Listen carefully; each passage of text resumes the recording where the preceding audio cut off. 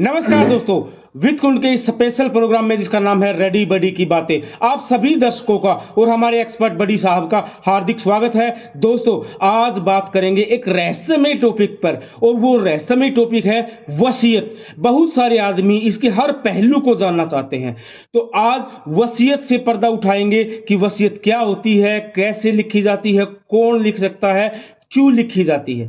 तो दोस्तों, हमारे एक्सपर्ट बडी साहब का स्वागत है। और बडी साहब, आज हम आपसे जानना चाहते हैं कि वसीयत क्या होती है, क्यों लिखी जाती है, कौन लिख सकता है। बडी साहब।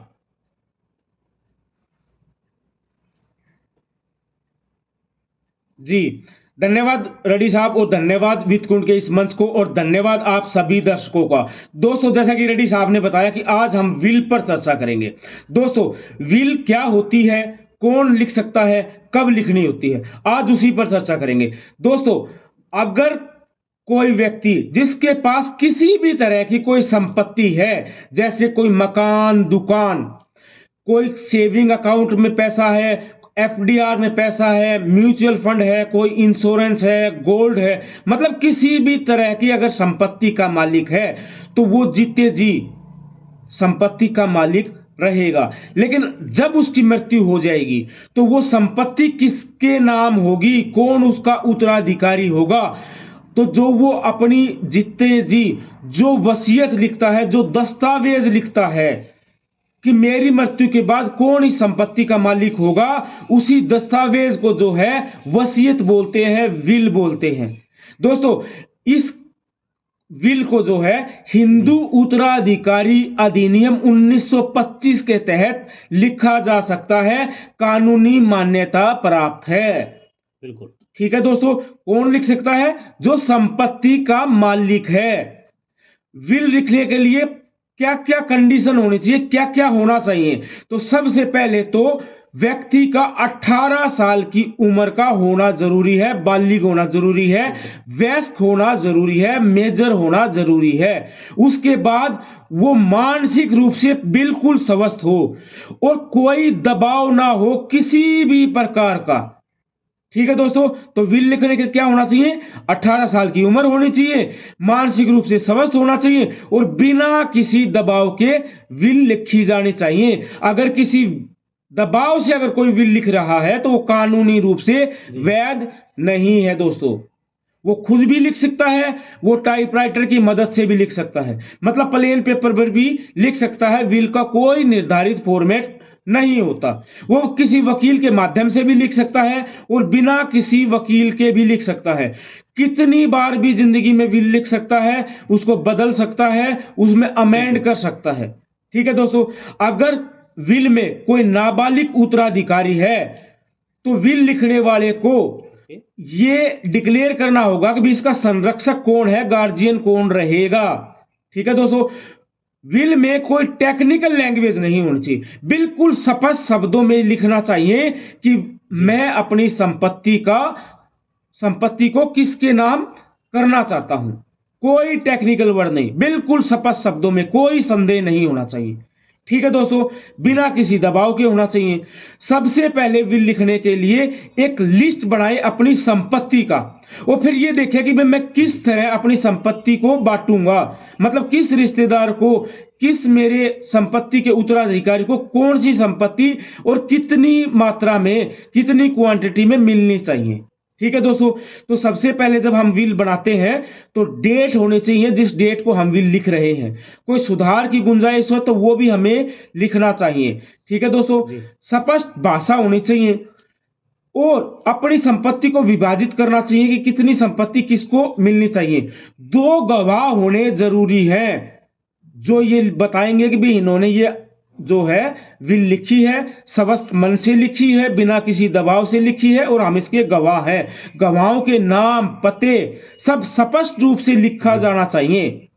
ठीक है दोस्तों, इसमें कोई भी स्टैम्प शुल्क नहीं होता, कोई स्टैम्प ड्यूटी विल लिखने में नहीं लिखी जाती। अगर विल लिखने वाला ईसाई या पारसी धर्म से है और उसने शादी से पहले विल लिखी है, तो शादी के बाद जो है ये विल अपने आप खत्म हो जाती है, उसको दोबारा विल लिखनी होगी। लेकिन बौद्ध, जैन, हिंदू और सिख धर्म में ऐसा नहीं है। आपने जो विल लिख दी, आपने वो लिख दी, वो शादी से पहले भी वही रहेगी, शादी के बाद भी वही रहेगी, जब तक आप उसमें कोई चेंज नहीं करोगे।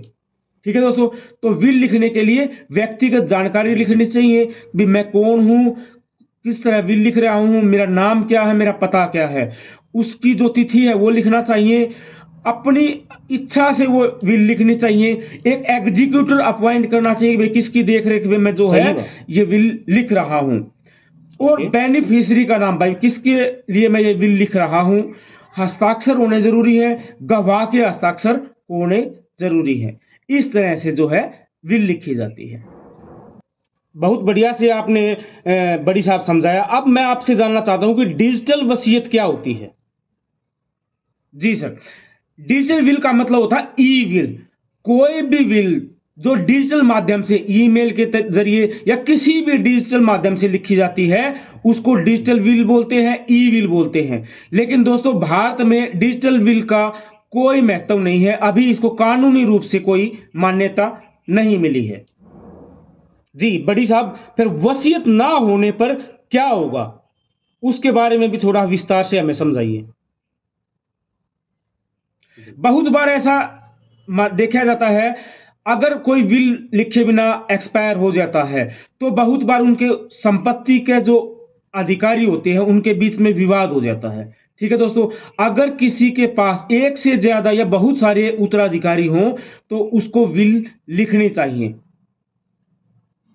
संपत्ति का विवाद ना होता कि। जी जी बड़ी साहब, अब हम आपसे जानना चाहते हैं हमारे दर्शकों के लिए कि वसीयत का पंजीकरण, मतलब उसका रजिस्ट्रेशन कैसे कराएं।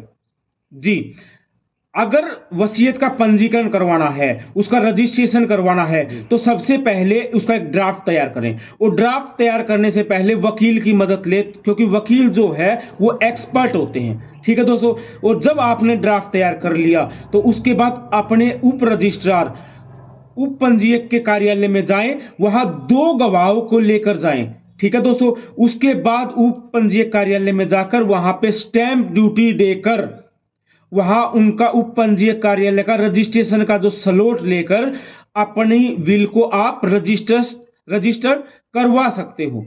उसके लिए आपको उप पंजीयक कार्यालय जाना होगा, और आपका जो उप पंजीयक कार्यालय है पहले उसके नियम जानने होंगे।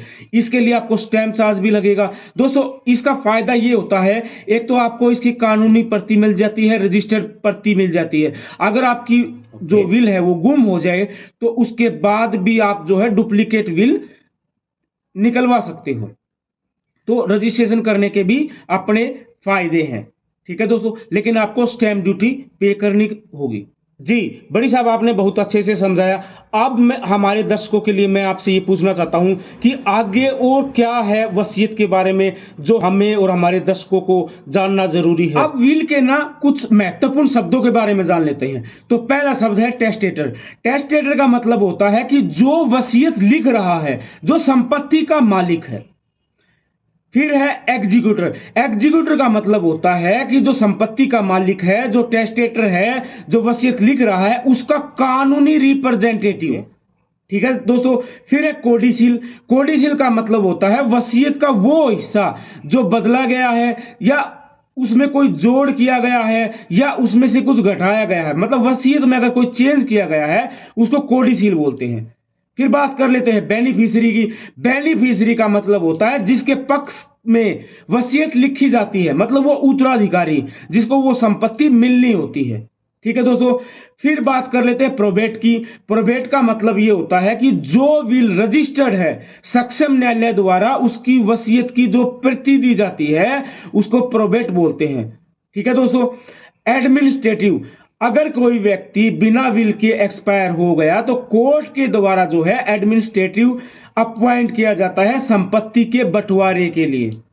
ठीक है दोस्तों, इंटेस्टेट। इंटेस्टेट का मतलब ये होता है कि कोई व्यक्ति बिना किसी वसीयत के एक्सपायर हो गया हो, उसको बोलते हैं इंटेस्टेट।